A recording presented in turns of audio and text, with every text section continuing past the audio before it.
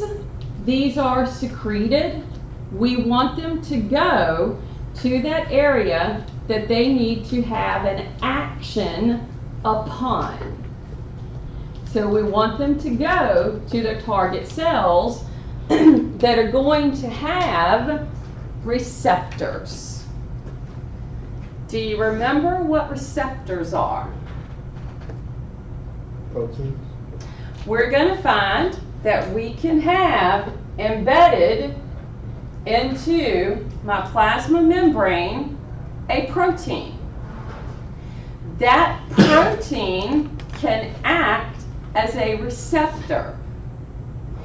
If it is a receptor that is going to allow that chemical to move into the cell, that would mean that the shape of that hormone would have to be able to pass through the channel. Is everybody with me? Now the cells, those hormones are going to act on the activity of that cell.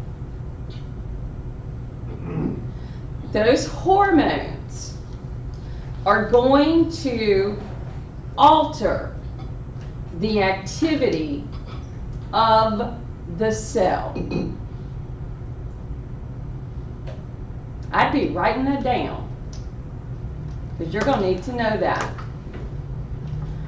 The two ways that they're going to alter the activity.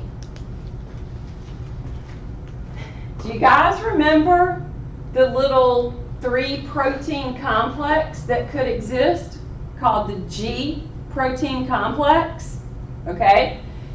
It could affect that G protein complex, meaning it would activate it. This complex would get busy and it would affect the product of this cell. What is the product of a cell? A protein.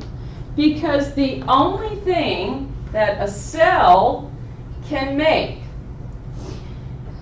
the nucleus, which contains the DNA, will have on it a gene. That gene can only code for a protein. So if the G protein complex gets activated, it can affect the product that is made. Now, are we talking about changing it or just starting Yes. a reaction? We're going to change it. Make it do something different. The other mode of action is if there is a protein embedded into that plasma membrane. It has to have receptors. If the molecule, the chemical messenger, can fit into the receptor, it doesn't move into the cell. It just simply affects this protein, and this protein can begin to affect the products made in that cell. Yes, no, maybe. Brian's telling me yes. That's the goal of these chemical messengers. The chemical messengers, their goal is to affect the activity of the target cell.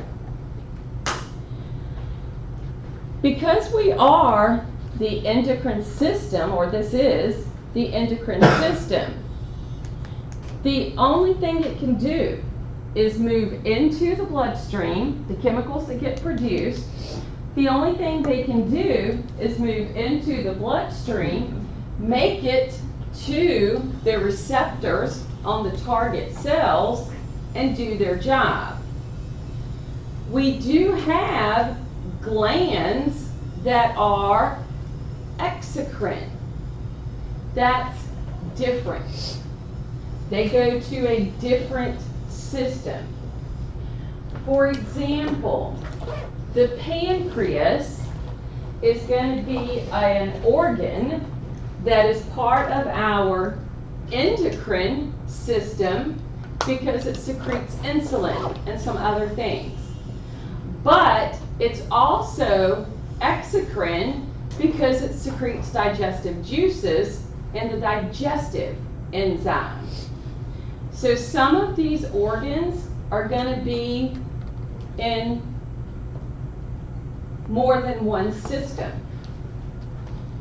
For our purposes, we're going to focus on organs that are going to secrete their material into the bloodstream, and they are going to, you're going to find that these are organs that are very highly vascularized.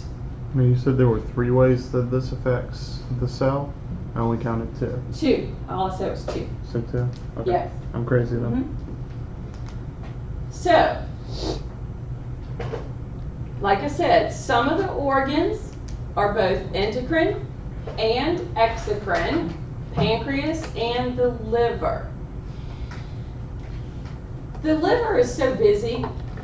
I mean, there are so many things that the liver does. It just kind of blows the mind. In your textbook, on table 17.2, you're going to find the names of hormones that are going to be found. And they're going to have abbreviations. Like, for example, human growth hormone, HGH, prolactin, PRL, follicle stimulating hormone, FSH, luteinizing hormone, LH. All right? So just look at that table and be familiar with them. Okay? You're going to learn some of them as we go. But when we begin to look at our endocrine organs, this is the connection that I tried to show when I walked around. Okay?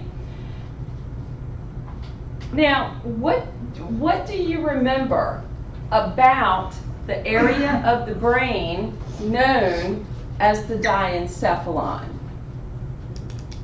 How did I classify it? That would be my thalamus. Primitive.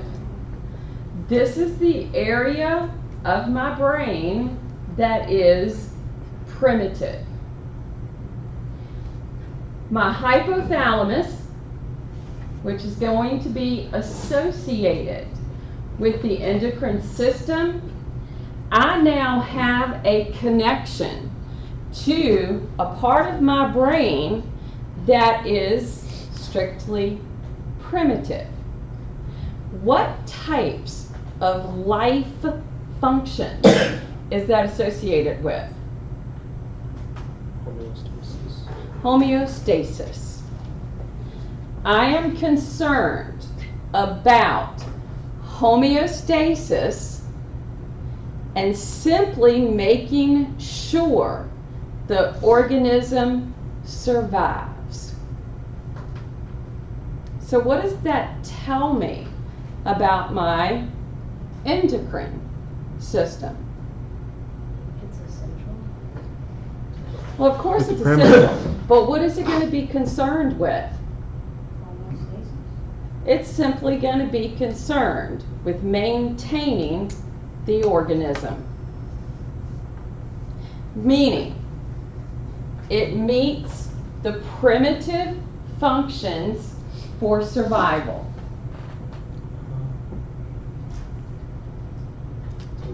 So it's like the diencephalon uses, or like the endocrine system just helps out the diencephalon. I don't know how to say it.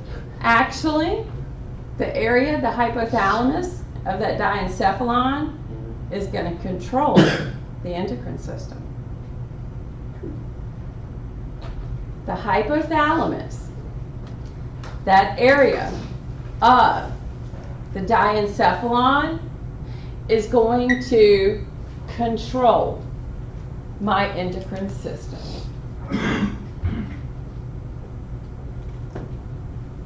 It's going to control it because of the connection it has to the pituitary gland.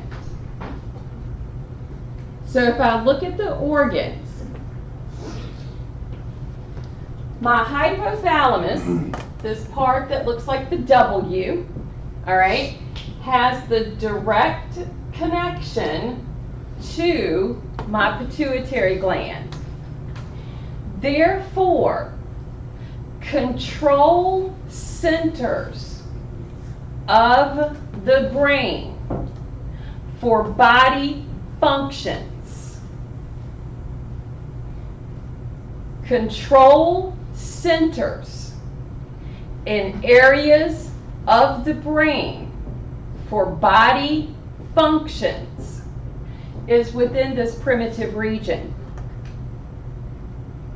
Information that gets received is going to affect these chemicals, i.e. hormones, with the hypothalamus, which will affect my pituitary gland, which will either be creating hormones that are going to make a gland work or tell it to stop.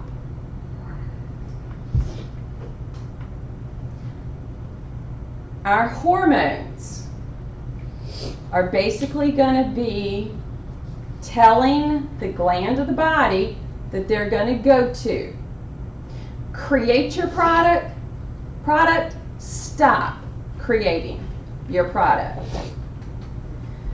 Based upon the needs of the body, which is monitored by the primitive regions of the brain.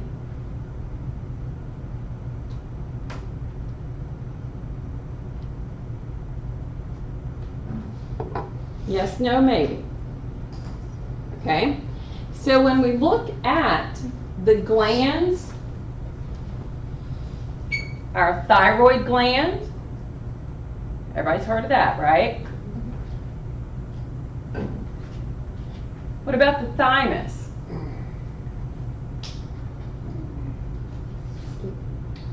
No? That's okay. My adrenal glands, which are sitting on top of the kidneys, they're separate. Don't count the two together, okay? They're separate. So my adrenal glands just simply, well, they are going to affect, but they sit on top of the kidneys. So adrenaline is created in the abdomen, not the brain? Adrenaline? The adrenal gland, right?